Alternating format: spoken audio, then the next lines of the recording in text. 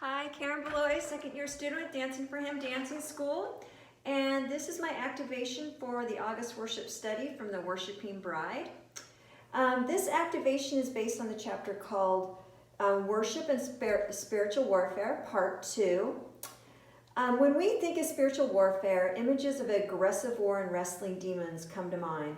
However, Revelation 12:11 tells us they have conquered him by the blood of the Lamb and by the word of their testimony. For they love not their lives even unto death. In Luke 8:39, Jesus instructed the man who was just delivered from the demons to return to your home and declare how much God has done for you. And he went away proclaiming throughout the whole city how much Jesus had done for them.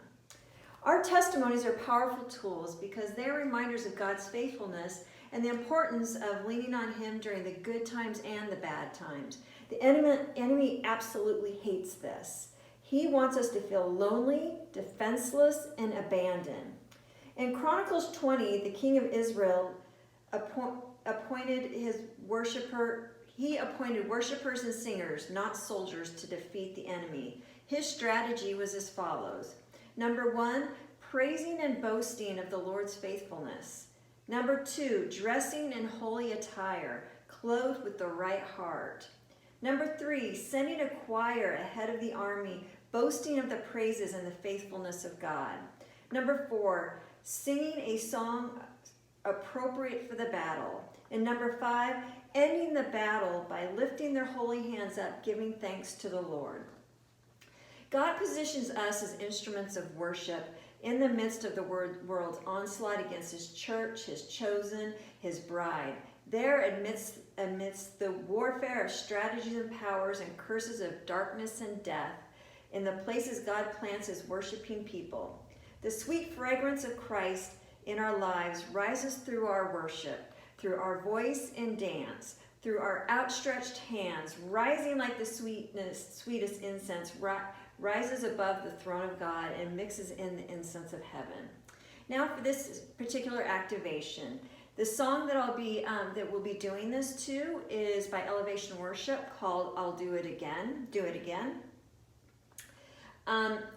And so what we would do is, I had everybody line up behind this podium right here.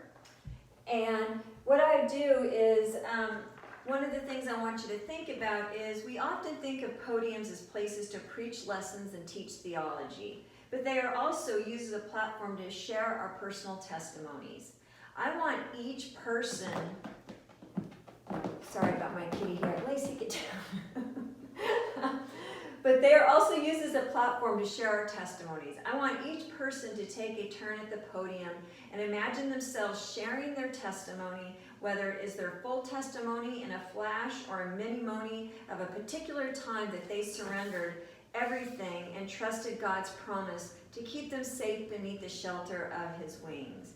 I then want each person to step away and come around the podium and begin worshiping him, praising him, glorifying him, and importantly, making a promise to look for opportunities after we leave here to share their stories of faithfulness with the lost and the weary. Thank you very much. Have a great day.